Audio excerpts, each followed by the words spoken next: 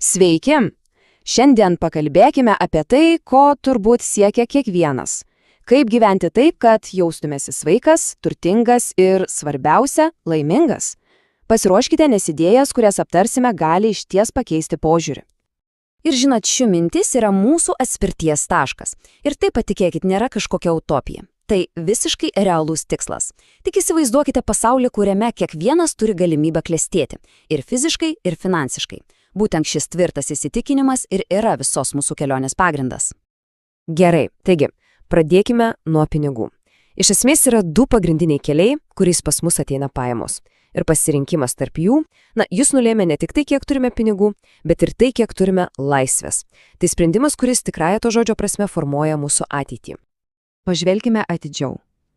Vienoje pusėje turim linines pajamas. Tai tas klasinis modelis. Laikas keičiamas į pinigus. Dirbi nuo 8 iki 5, gauni algą. Nustoji dirbti, pajamos taip pat sustoja. Tai tarsi nuolatinis bėgimas, tame žiurkėno rate. O kitoje pusėje pasyvos pajamos. Čia kuriama sistema, kuri generuoja pinigus net tada, kai miegame. Tai investicija, kuri veda į tikrą, nemenamą finansinę laisvę. Ir štai čia turbūt pats svarbiausias klausimas kiekvienam iš mūsų. Ar norime visą gyvenimą dirbti dėl pinigų, ar visgi norime, kad pinigai dirbtų mums? Sustokime akimirkai ir nuoširdžiai pagalvokime, kuriuo keliu einama dabar ir ar tas kelias tikrai veda ten, kur svajojame atsidurti. Suprasti, ko norime, yra viena, bet kaip tą pokytį įgyvendinti? Ir žinot, kas geriausia? Yra sistema, paprasta, aiški, 3 žingsnių sistema, kuri paveda pakeisti ne tik veiksmus, bet kas dar svarbiau, patį mąstymo būdą. Pažiūrėkime, kaip jį veikia.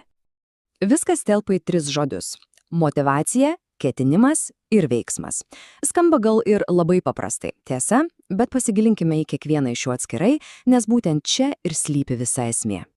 Viskas prasideda nuo motyvacijos. Ir kalba eina ne apie pinigus. Ne, kalba eina apie tą jausmą, tą vidinį varikliuką. Kas yra ta veikla, kuri taip veža, kad pamirštam apie laiką? Kas priverčia šypsotis vien apie tai pagalvojus? Būtent to jausmo, to proto ir sielos sutarimo ir reikia ieškoti. Gerai, radome tą vidinę ugnelę. Kas toliau?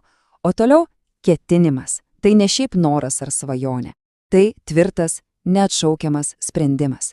Sprendimas pasakyti taip augimui, mokymuisi, pokyčiams. Nes labai svarbu atminti, nieko nedarimas irgi yra sprendimas.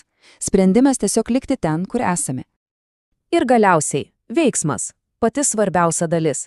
Nesutikime, be veiksmo visa kita tėra tik gražios kalbos ir svajonės. Gyvenimas nuolat mums siūro įvairias galimybės. Veiksmas – tai tiesiog ištiesti ranką ir jas pagauti.